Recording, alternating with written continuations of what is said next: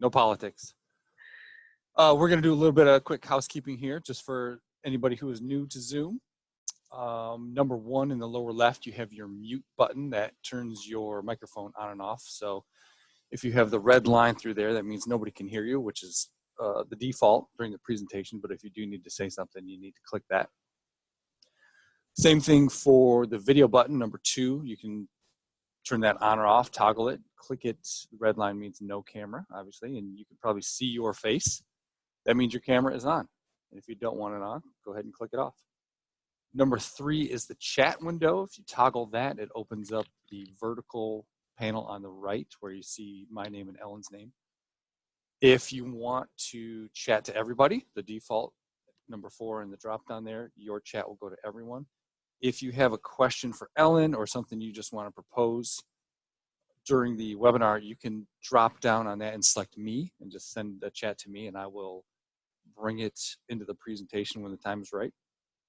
And number five up there, you can toggle between speaker view and gallery view. Gallery view gives you everybody, kind of like the Brady Bunch view, and then speaker view will highlight whoever is speaking. So you will get Ellen most of the time, and then her screen when she shares that. So that is that. And for those who don't know, we are Mindset PT, located in Kalamazoo, Michigan, and we solve pain. Dr. Ellen is a specialist. She's been doing this for 20 years. Physical therapy, sports med, and athletic training. And when people hear physical therapy, sometimes they think, well, I didn't have surgery, so I don't need PT. But that's not always the case. Sore backs, sore neck, headaches, concussions, sore knee. I try to run 5Ks, and halfway through, my knee starts to pop. That's all stuff that we can help with. So if there is pain, if there is a physical issue, reach out. And with that, I will turn it over to Dr. Ellen. All right. Thanks for coming, everybody. I'm so happy to have you guys here. Today is going to be kind of fun. This is using some pretty cheap tools to really address pain and problems, and then help you try to get to the root cause of some of the symptoms that you might be having. So without further ado, we're going to get going. I'm going to share my screen with you, and we're going to get to, you can probably see, can you guys see that PowerPoint okay? So yep, there it is. All right, so a little bit of delay there. All right, so here we go, guys. So tension in tennis balls. This is where we're gonna start. These tools are just so easy, they're so cheap, and you can do a ton with them as long as you understand the physiology behind them. So if we were on the first three webinars, this is just a quick summary. That humans are meant to move. And sometimes when we have resistance to movement or to achieving proper positioning, we can have pain. And so addressing that resistance allows us to achieve those better positions or achieve that reduced amount of pain when you add some component like shoulder range of motion to your body. Whatever it might be, the objective here is to get you to move more often, move more freely, and have better quantity of movement as well. And we know that our body is that beautiful hybrid of our software and hardware. And so even though you think we're going to do a mechanical alteration to the tissue utilizing these tennis balls, you think we're just altering kind of mechanical structure, but in actuality, we are going to alter the nervous system as well at the same time. And that's something that's really important because our systems integrate. So if we have a software issue, we're also going to have a hardware issue combined into that. So utilizing this tool, you can address both systems, and I'm going to show you different techniques on how to do that. So if you realize where the problem is, you might be able to pick a particular technique to help yourself address that problem more directly and just get you to the target a little bit more quickly. And remember that humans are designed to adapt to stimulus.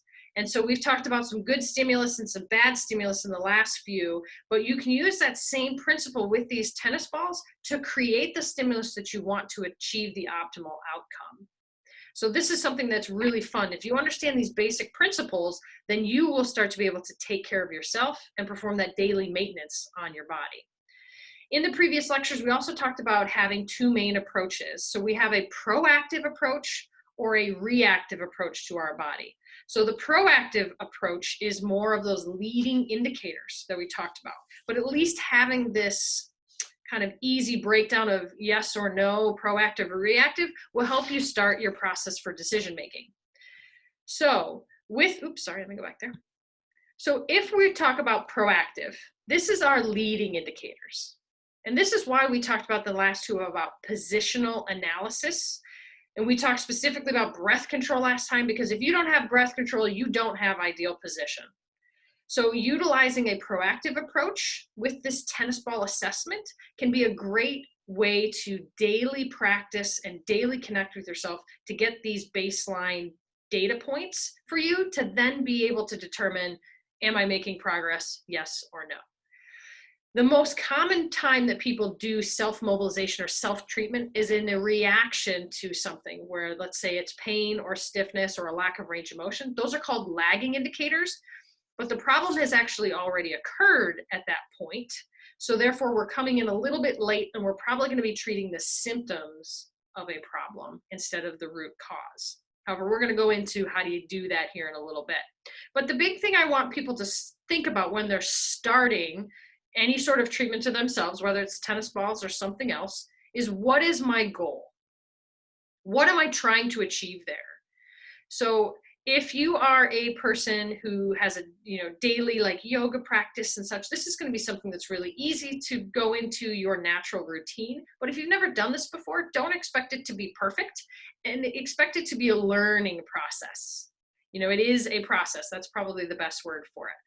But then again, if you are a person who has a severe headache, that's probably not the time to learn. That's the time to take action. You're going to want to try to feel better in the moment. So that's where we're going to give you some tools to do both that, both to learn about yourself and to collect baseline data, as well as what do you do in the moment when you are in the hole and you're in a lot of pain. What do you need to do to get out of it? Okay. So where do I start to place the ball? So I've got my ball. Okay, I feel that I am doing, let's say, proactive or reactive treatment. Now what? Right? Because we know where you have pain is usually not where the problem is. So where do you start? Right?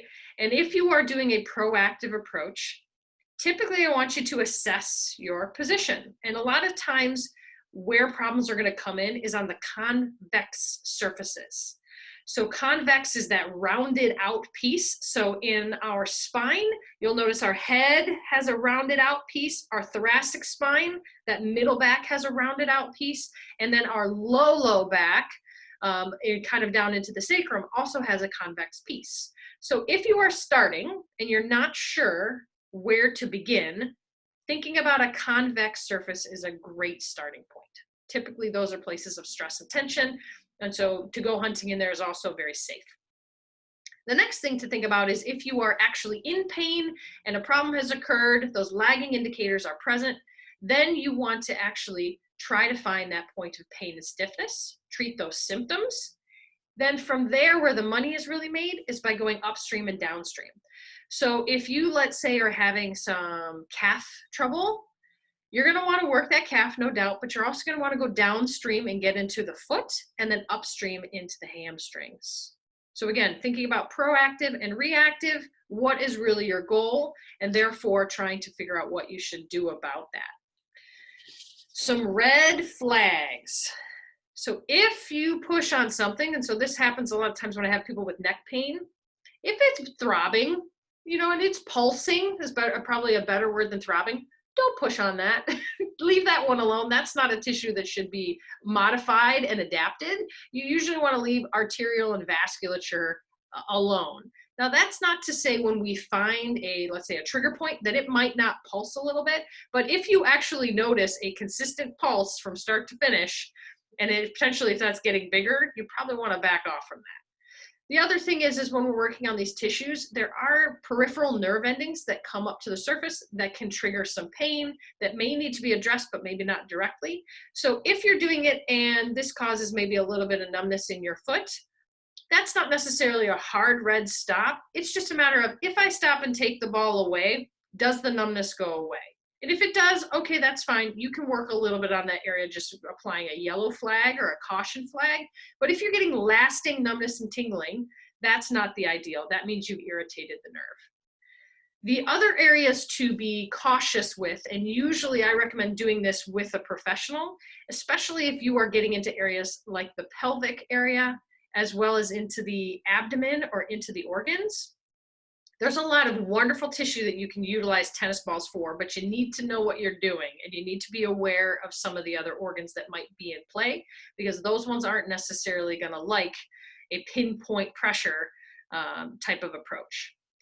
The other thing is if you're doing it on bone. Now, again, this is not a hard and fast stop. I actually teach people first rib mobilizations using tennis balls all the time. But if you are using it on the bone, you want to know where along the bone you're pushing, because chances are you're trying to affect the joint, not actually the bone. So if you're just pushing on the bone for fun and it hurts, you're probably going to irritate the whole nervous system and not get the ideal that you're looking for.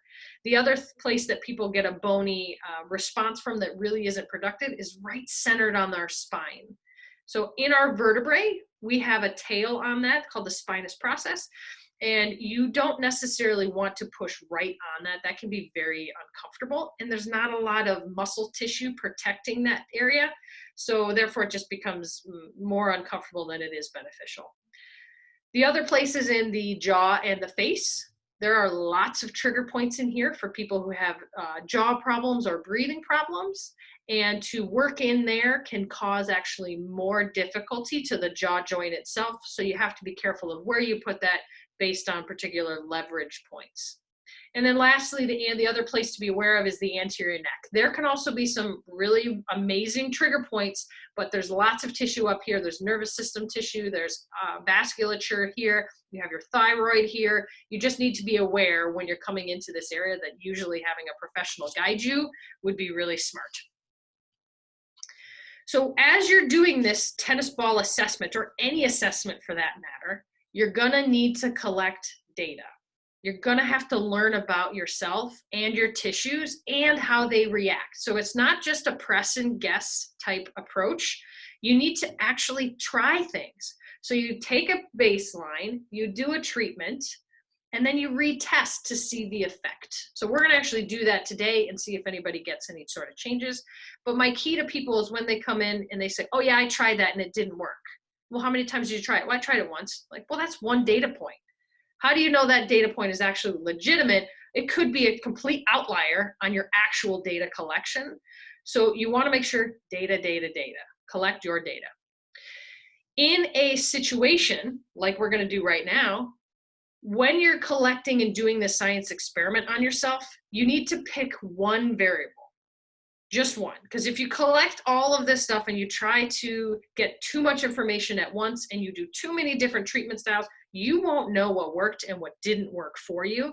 So you need to run a true scientific experiment. Pick one and try something and see if it changes. Okay, and if it doesn't, that's fine. You do it a few times. If it still doesn't work, then you move on. But some of those variables typically for the lagging indicator side are range of motion quality, meaning is it smoother? Is there less resistance to get to the ranges that you have? Is the total range of motion greater, meaning the distance you are able to travel that joint? And then lastly, pain. I'd say that's the majority of the reason why most people do this with us. But remember, it's you do a test, you treat it, and then you retest to see how your body responds. So there are three main techniques that people will start with. The first is called a static hold, and this is just sustained pressure with a breathing focus. So this is the main reason why we did the breath control last time, is not only to teach you that you have to have proper breath control in order to achieve proper positioning, right? And position therefore equals power, right? So it's this domino effect. But in addition to that, once you get into treating yourself, you have to have breath control in order to calm your nervous system. Because some of the things we're going to do with these tennis balls, they're a little uncomfortable. And so if you're uncomfortable and you allow yourself to tense, well, then there's no point in doing the tennis balls, right? You're just negating the effect. So the real thing here is that, the first part here is that static hold. It's a sustained pressure. If you've ever had any body work before, this is similar to a trigger point release, if you can actually find a true trigger point. But the goal here is to release the tissue, release the tension, and therefore cause a wonderful calming of the nervous system at the chemical and possibly even hormonal level. Okay, so that's the first one. It's the most easy. That is applied to soft tissues only. At this point, if you think about the anatomy of a joint or a bone, it doesn't have contractile ability. We're talking about contractile tissue with the sustained hold.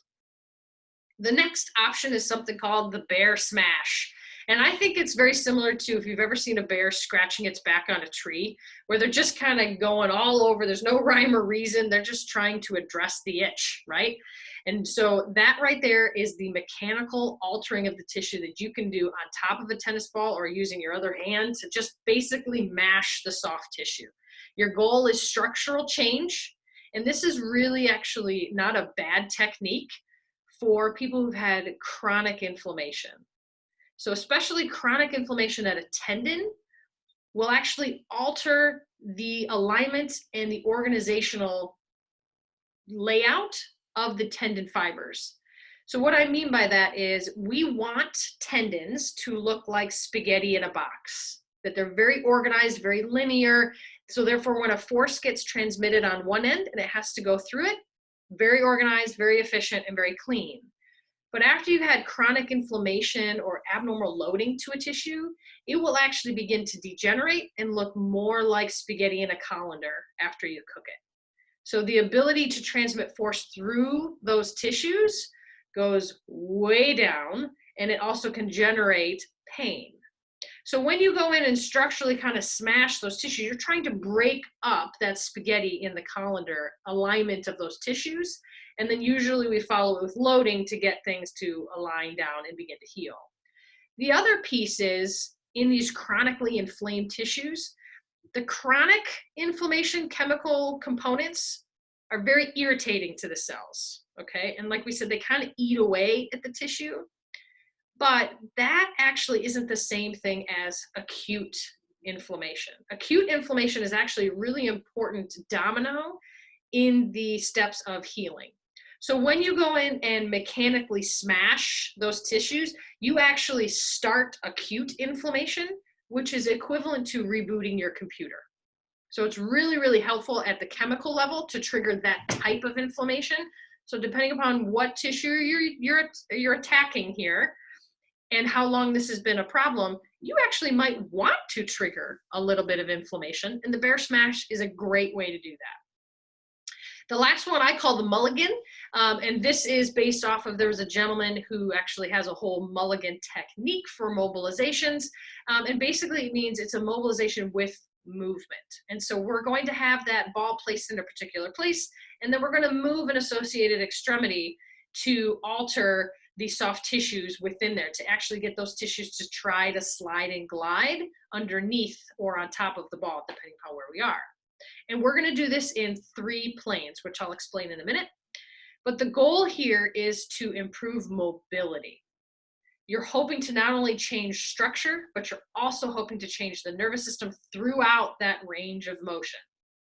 Okay? So when we talk about triplanar, this is just a nice little review from, I think, probably my, I don't know, freshman year algebra or geometry or something. So triplanar, we want to think about your X, Y, and Z planes for this. So we have your vertical, your lateral, and kind of rotational planes. So when we move our extremity, we're going to want to tap into all 3 planes. And if you think about that fiber organization analogy I gave, yes, we love the fibers to be organized and all going the same direction, but if they're not, they're going to be very disorganized. So we need to tap into all 3 planes in order to try to neutralize those and address those in every single direction they may have landed in. Okay? So before we start to play, I'm going to unmute everybody. Does anybody have any questions about the physiology before we get going? Because we're going to actually jump in and start to play. And you can either verbalize those or chat them in the chat screen. But just in case, if anybody has questions, I want to make sure we do that first. I had a question about the vagus nerve. Okay. That's the correct pronunciation. Concern about digging around in the neck and whether or not, how easy that is to interfere with. So the vagus nerve is very protected. So, you don't necessarily want to be digging around in there. The vagus nerve controls some very important things for cardiorespiratory function. So that is something as well in the anterior neck. That's another reason why we are very protective of that area, not just because of the vascular tissue, but because of that vagus nerve. We definitely don't want to mess with that guy. You can irritate some nerves. That one's not one we want to do that with. Got it. Anybody else? Okay, beautiful. So I'm glad. I hope that makes sense with just the physiology. That's just not the fun part, but this gives you the tools so that when we actually get into the next things that you know what we're talking about here. Okay, so if you want to do this, I know I said tennis balls in the I guess promo or something like that. However, really, Hey, Al, yeah. you want to mute everybody again? Oh, I'm sorry. I can do that again. I don't think I could do that from here, but sorry, everybody. No problem. Somebody who was farting? Somebody was farting. Okay, so if we come back down here.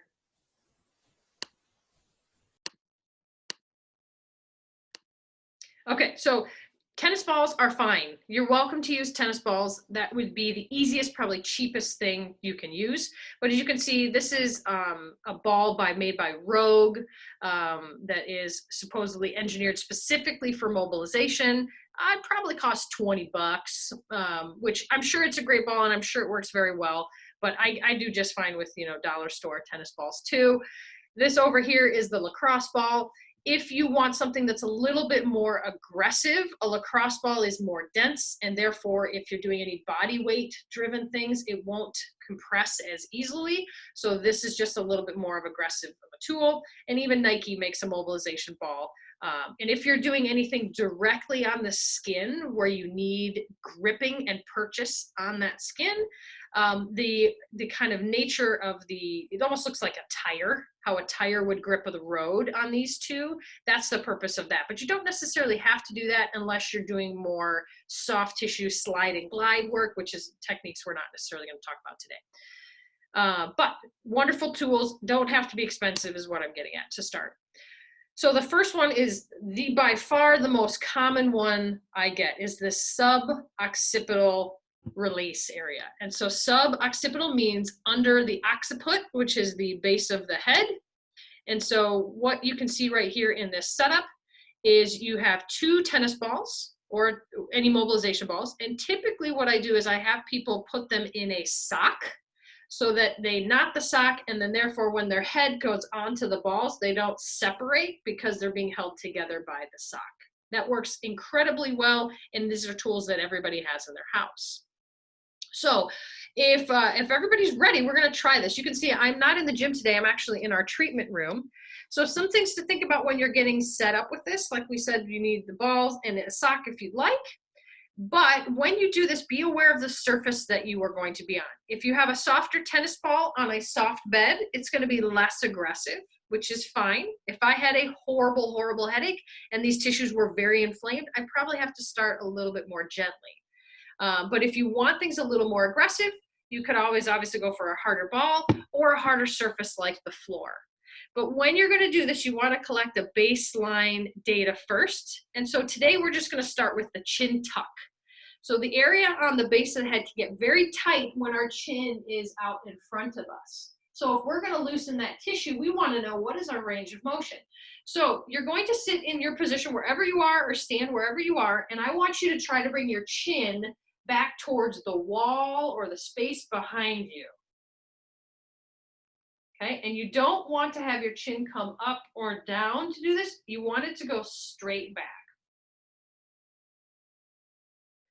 You may actually feel some tension and some stretching even when you do that on your own.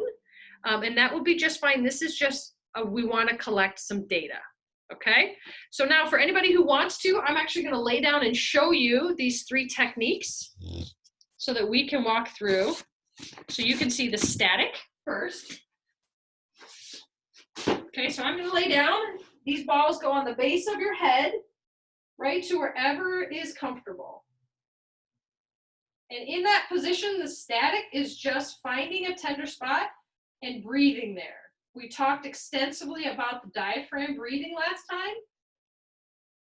And so you would just lay here for anywhere from 2 to 5 minutes and having that nice sustained pressure. Allowing, in a way, your head, if you think about, here's the tennis ball, you want your head to kind of melt around the tennis ball, like it's sinking down and around the tennis ball. Okay? So that is the first version, is the static hold. The second one is the smash.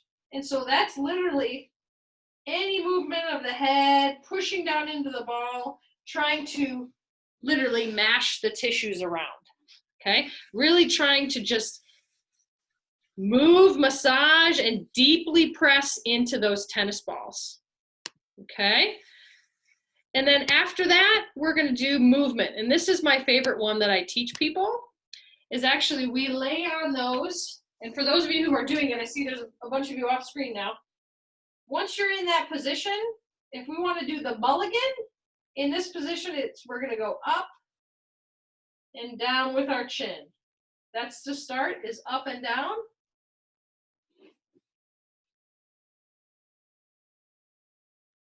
So for anybody who's doing that, let's go ahead and do 5 of those. Up and down. That's 1, 2, 3, 4, and 5. Now you're going to turn left and right. Once you turn left and right, you're going to feel something a little more intense on the side you're turning to, so you're biasing one side more than another. And for those of you who aren't doing it, go ahead and do about 2 to 3 more.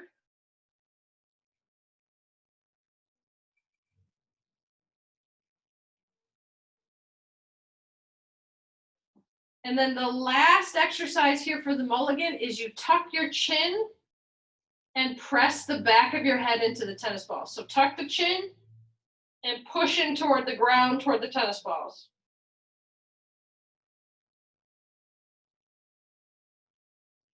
And you should feel a nice stretch when you do that. So if I come up and show you guys a little bit closer, pretending I'm laying on the balls are on the back of my head. In a nice comfortable spot, you'll feel that convex surface there.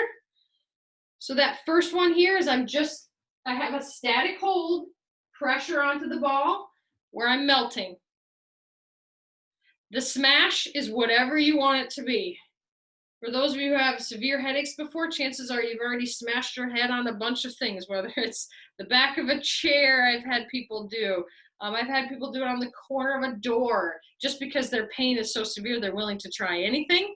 That's the bear smash. And then the mulligan is, again, getting those balls into position.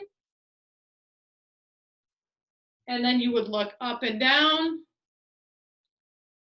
side to side. And then we'll do that tuck and press into the balls. That's probably the most aggressive of the 2, or excuse me, of the 3. And then from there, you sit up and you recheck. And I didn't even do this very long, but hopefully you can see how much farther I can go. Okay? So does anyone have any questions on that? Go ahead and send them over to Jeremy. Just so that it's a little bit harder for me to get out of here to unmute or to stop sharing my screen and such. But I see a few of you still off camera, so hopefully you're still playing. Okay.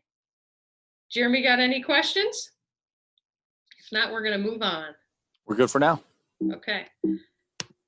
So the next most common one I get is, I'm sure many of you, especially if you've been sitting quite a bit lately, have this kind of upper trap, this area up here in the upper shoulder, really have lots of tenderness in here. This area is notorious for getting tight under times of stress. Well, I think we have that in spades right now. But in addition, it's notorious for being under stress when we have our bad breathing. We talked about this a lot last lecture. how we want to breathe with our diaphragm and into our abdomen and our belly. We don't want to breathe upwards into our neck. And so when we are trying to breathe upward, we literally have muscles that will try to raise the rib cage and our shoulder blades up. And literally the name levator scapulae means to elevate the shoulder blade. It's not meant to lift the rib cage and such for breath. It can, but that's not its job. So if you have a lot of trouble with breath, or you have a lot of trouble with your positioning and posture, or if you have trouble with headaches and migraines and jaw pain, this area can be a major, major spot for tension. So we call this the upper part of the posterior chain. And so if you can see in that picture of this nice lady, you can see we've now separated the balls. They're no longer in the sock, and they're in the meat of that upper shoulder, lower neck area. And so before you even get into that position, the test indicators here could be, there's lots, is your ability to breathe and your ability to diaphragm breathe. So you can start with that. You can also use the chin tuck as a tester, because the chin tuck isn't just about moving the head on the neck, it's also about moving the neck into greater extension over the body. And then lastly, this area I mentioned before with the shoulder blade, it relates quite extensively to the shoulder. So one thing you can do, if you've got a lot of resistance up here, you're gonna miss shoulder range of motion. So keeping the ribs down, you can use the test of an overhead reach. So I would encourage all of you to pick a movement. I see Tom picking overhead. That would be totally fine. Whatever position you want to test, whichever one you feel you have the most resistance in, make that your baseline. And then I'm gonna have you lay down and put those balls right here on this meat of the tissue. Okay, you can do this again, you can do that on the floor, you can do this in bed, whatever you'd like. And we're gonna go through our 3 different techniques, okay? So the first thing we're gonna do is we're gonna lay down, get them in position. And the first thing to do here is honestly just breathe. Especially if you were on the floor, this is a little more intense. Where I am, I'm on a nice soft bed. This isn't bad at all, okay? And so for those of you who probably have a hard time seeing, but it's right underneath the meat of that upper trap tissue right at the top of my shoulder, okay? So the first technique is to just rest here, just to work on our diaphragm breathing. And honestly, I have people do that for a couple minutes. If you don't have good head position, you can't maintain a neutral spine, you may need a pillow, but if you don't need one, try not to use one, okay? So option 1 is the static hold. Option 2 is the smash. Go ahead and just push and move and kind of grind that tissue into the tennis ball, okay? And you can do that for as long as you're comfortable. Just be aware that one tends to be a little bit more of a bruising technique. So you want to be a little cautious. You've got to give yourself 24 hours to make sure you didn't cause a bruise with that technique. And then the last thing is we said the mulligan. This is adding arm movement here. So in this position, you're going to reach those arms overhead, and you're going to feel the change in the pressure on the balls as you reach overhead. And for those of you who are down on the floor, I can see a couple people gone. Down on the floor, go ahead, let's do 5 of those. 2. Good, keep going for those of you who are doing it. So this overhead, that's one plane of motion, right? So now after you did that, then you would do snow angels. That's another plane of motion, isn't it? So now we're getting into our triplanar approach. So before we did kind of the up and down, now we're doing the lateral one. And then lastly, you can do horizontal, which is cross over your body and then open out to the side. Cross over the body, then open out to the side. This is a lot of time when I get questions about, I hear a lot of popping, I hear a lot of shifting, snapping, cracking, things like that in that tissue. And if that tissue has been chronically inflamed for a long time, it's not uncommon to have scar tissue embedded into the muscle fibers. And so then you will feel things that don't feel so soft anymore. And that's an indicator that you need to mechanically alter the tissues. So starting with a static hold is fine, but you're probably going to want to progress into the mash and as well into the mulligan in order to try to get the tissues to change to the way you want. Soft tissue should be soft. It should not be stiff, rigid, crunchy. Okay? Yeah. Yes. Is there amount of pain or discomfort when doing these that makes the exercise become counterproductive, or Absolutely. And is so there the you power? have to, that's very subjective. So if you cannot relax and breathe normally, or you feel yourself tensioning or your jaw clenching, then it is way too much, right? We are then trying to mechanically alter the tissues at the expense of pain, but that's not appropriate. Then you're just creating a problem. So you need to be able to relax. You need to be able to breathe. You also might need to be able to kind of go to your happy place. I'm okay with being uncomfortable. I'm not okay with pain. So that really, when I watch people, if they can't breathe normally and relax on there, then it's too much. They usually need to change the surface that they're on or the ball that they're using. So if it's too much, go in bed, right? But that still means the tissue is dysfunctional. So it needs to be addressed. It just doesn't need to be addressed as aggressively.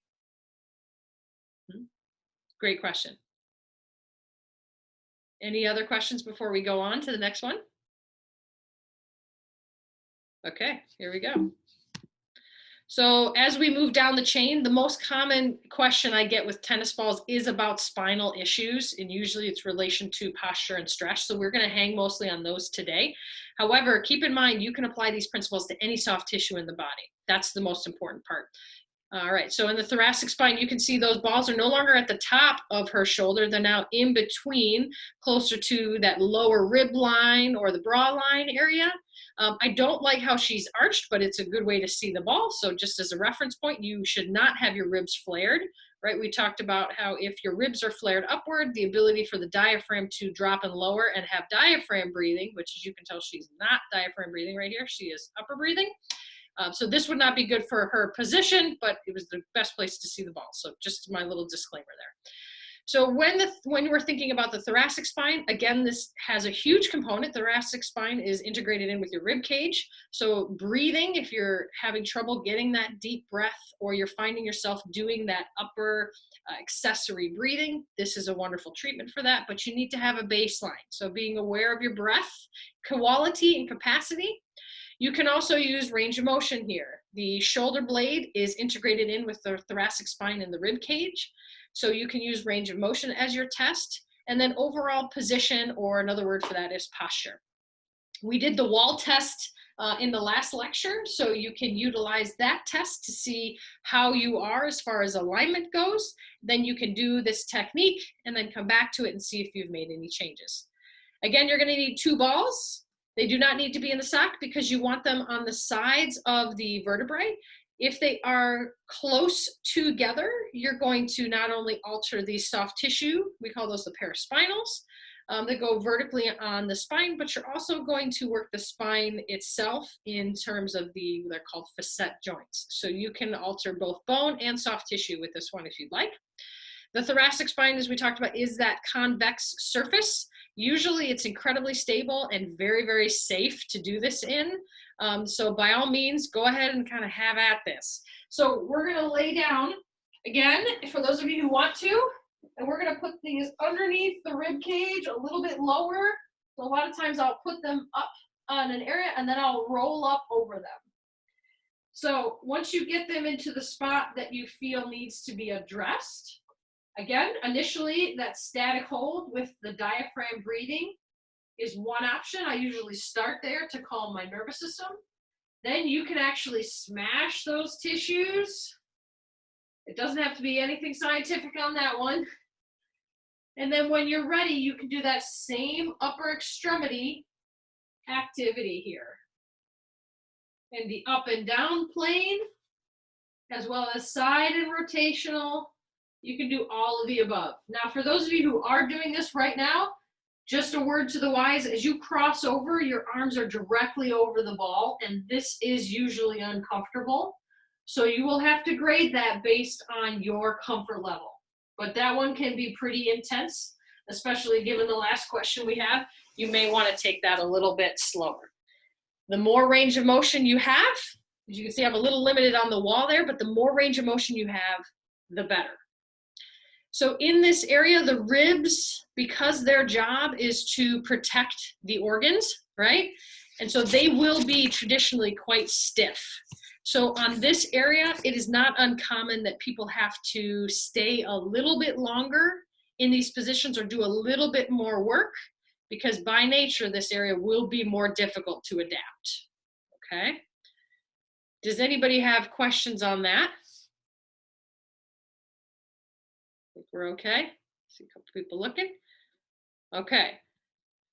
So from there, we're gonna move down the chain. And this is that low back, but I said low back here for a reason, because we want it to try to be that convex surface. When you start to work in the concave surface, or when the back starts to curve into what we call lordosis, that technique is usually a little bit different. In this position though, you can see this nice gal, she has the down lower on her back as it starts to get into the pelvis and into the sacrum. When I describe to people that area, I say if you're from Southwest Michigan, that area is kind of like where 131 meets 94. There's a lot of traffic and they're going in a lot of different directions. And so there's plenty of room for accidents down here. For those of you who are on the east side of the state, this is like where 275 meets, let's say M14, where there's a lot of traffic, lots of people coming and going, changing directions, and the muscles and the soft tissue, as well as the fascia and everything in this area can get pretty complicated. So on this one, utilizing these 3 techniques is a great way to organize yourself as you begin to tease through the layers of tissue there. So again, we're talking about testing. We want to utilize a position, maybe posture, or that when you're standing, that pelvic tilt we talked a little bit about last time. You can also look at range of motion in the hip or the spine, as well as in breath. So a lot of people don't think that we have breath components down this far, but you are wrong. We should be able to breathe into the low back. And so it's not uncommon that I'll do breath exercises with the tennis ball in this area to try to bring breath downward. If people have a hard time and we have resistance and protecting in the low back, people are very guarded to send pressure and breath down low.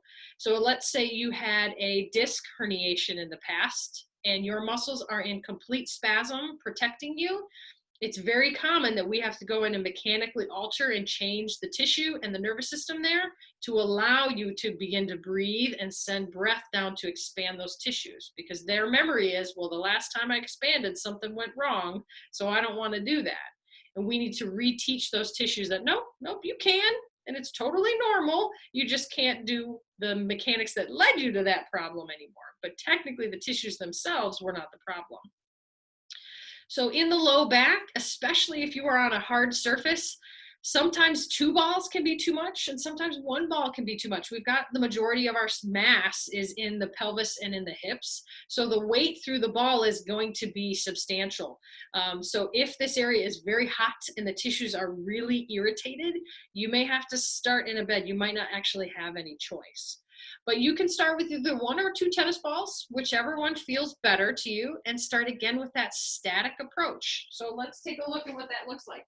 You can see she has her knees bent to take a little bit of pressure off of that ball. I'm going to show you just on one here.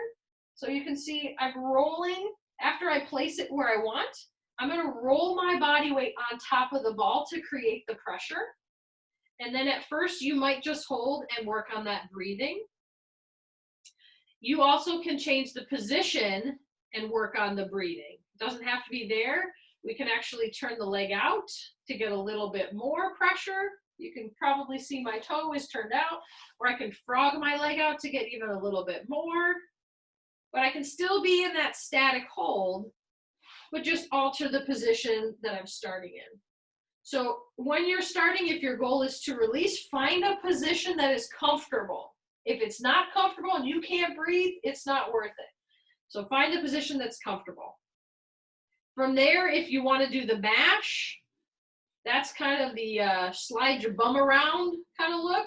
It's from side to side. And then as you're beginning the mulligan, now we're going to start to add movement. And so up and down, just like we did with the shoulders, is a good place to start. You can also do the side to side, like this with the drops. This is more rotational, actually.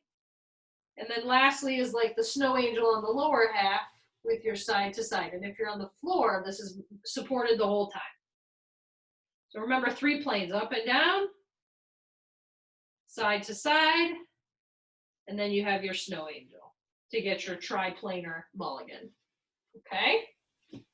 So you've got lots of tips and tricks to utilize with that. And the only way to really test this to see if this is right for you is to do it, right? Use this protocol and this stepwise progression so that you can actually see, does this make a difference for me? So that's kind of the spine, but does anybody have any questions about anything we did, or to say, hey, what about the calves, or what about the hamstrings? Anything in those tissues that you want specifically for you to be able to ask? So I'm going to stop sharing here and we'll unmute because it looks like we may have something here. I did have one question. Maybe you covered it. I'm sorry if I missed it. But were you tilting your pelvis during that last? You can. We didn't talk about the pelvic position just because that gets a little bit more technical when you do that. But depending upon what your objective is in the low back, you can definitely use pelvic tilting. You just have to be, if there's any sort of neurological things going on, then I usually like to do that more particularly, like with my patients right there. But if you don't have any sort of neurological things, you can definitely utilize the pelvis.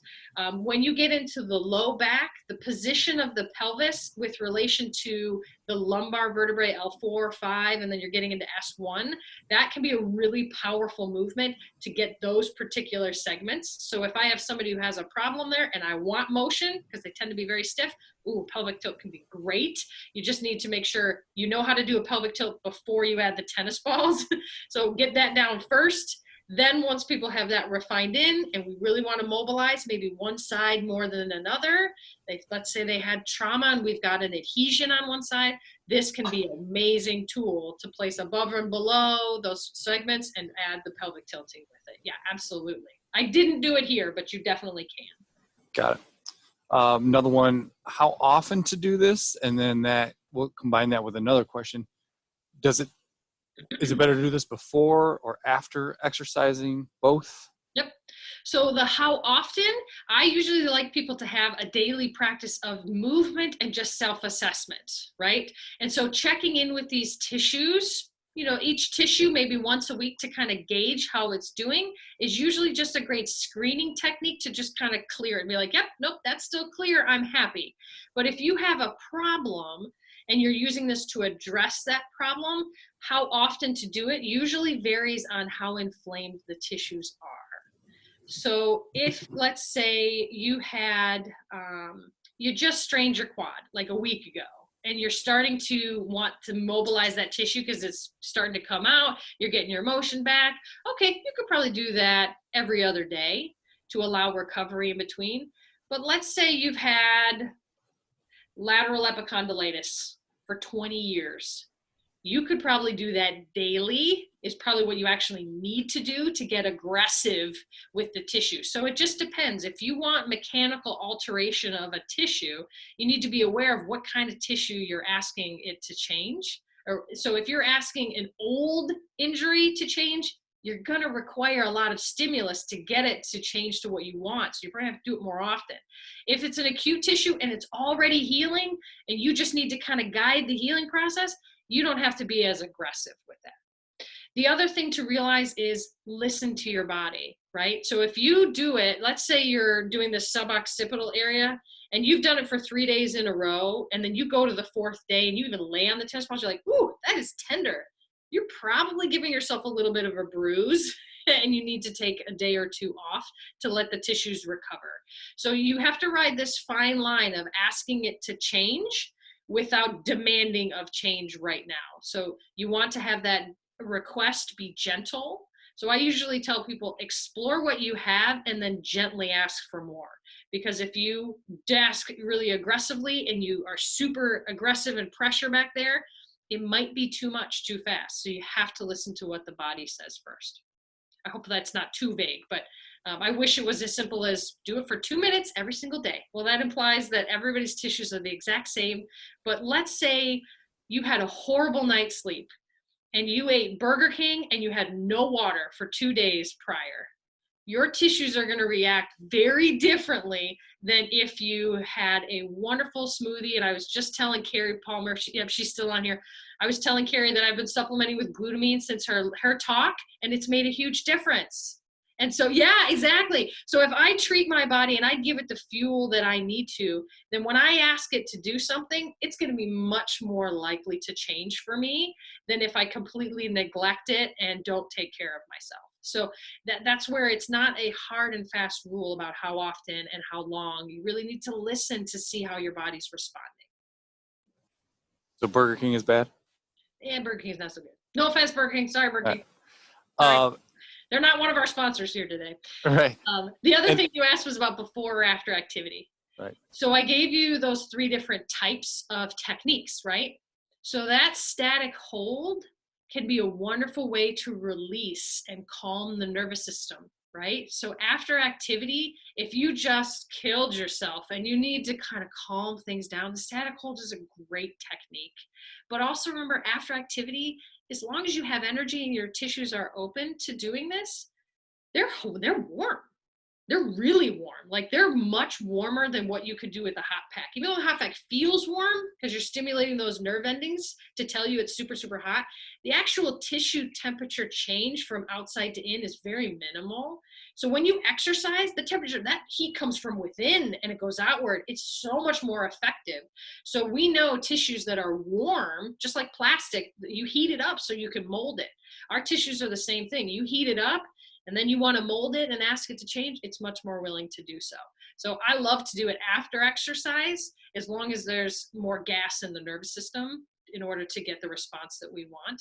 But it can also be used as a great tool to loosen up the tissue prior to workouts. So let's say you're a CrossFitter and you want to do, today's workout is a snatch, which is an overhead catch position of a weight. And there's a lot of momentum and you got to have a lot of stability when you catch that weight overhead. If you don't have perfect, clean range of motion prior to that, well, you better do some mobilization, some cleaning before you add velocity, speed, and duration to that joint. So this can be one of the tools that you utilize to open up the range of motion so that when you do, you're clean and you've got pure range of motion and a good quality of motion. So you can do it both. It just depends on what your purpose is. Any other ones? I think you covered it all. Awesome. Well, if anybody has any other questions, please let me know. I'm happy to answer anyone's, whether it's here or whether it's via email. We are happy to do so. And as you can see on this list, these are the traditional soft tissues that there's really not that much risk on. You can kind of do that bear smash to the calves and the hamstrings. If you get into the chest, obviously you want to be a little bit careful. There's a lot of bone here.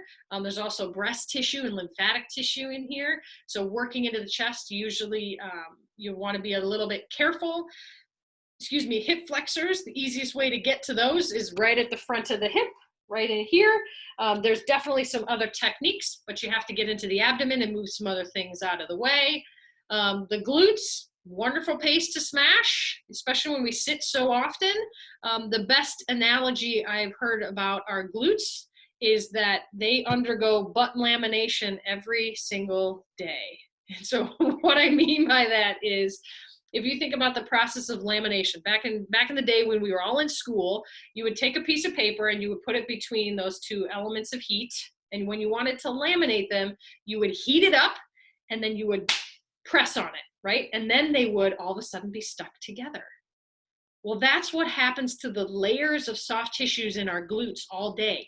We sit on them, which creates heat, and then we sit on them and create pressure. And so those tissues and our glutes are very oblique. They've got all sorts of different fiber directions to them. They get stuck and they really then struggle to be unstuck, if you will, in order to be able to slide and glide and contract and expand and relax. And so if I'm stuck, my ability to create contractions and forces becomes reduced. So in the glutes, this is a fabulous tool to delaminate your butt, okay? The other thing, which if we had some more time, I'd go into is the IT band. I got a lot of questions about foam rolling and tennis balling your IT band. But remember, on a lot of these, as I've said before, the location of your pain is rarely the source and the problem of your pain. So that IT band is literally a thick, thick, thick band of tissue that does not contract and expand. And it is incredibly sensitive. So if you go in and work this to the day is done, you're going to really be uncomfortable, number one, and you're not actually going to get the tissue to release because it is not a tissue that has contractile ability. So it is a problem and it is inflamed because of issues upstream. And so that is something that a much bigger talk would be. But if nobody's got any more questions, back by popular demand, Miss Carrie's going to come back next week. And I am so excited about this lecture she's going to do. It's talking about truly raising healthy kids. And she's going to talk about kind of the dirty, stinky truth of it all. But it's really going to be important to learn not only for your kids' health, but actually for your health too. And that's just going to be, I'm so excited for that lecture. She's so great. You guys are going to love it. So make sure to come to that one. And she's going to make healthy living and these recommendations just realistic. Because sometimes when you have kiddos, a lot of resistance we get from people, it's like, well, that's not realistic. Well, I guarantee you, Carrie's got some amazing personal experience that she's going to share with that. And then as well, next Friday, we just got confirmation. We're going to have Dr. Chad Thorpe coming on talking about breath control and the whole relationship between the mouth and the nose and breathing. That's going to blow your mind. So you're going to want to tune into that one as well. But last question or last chance. Does anyone have any other questions that I can help with today? I'm seeing lots of thank yous. Awesome. Well, thank you for everybody who came.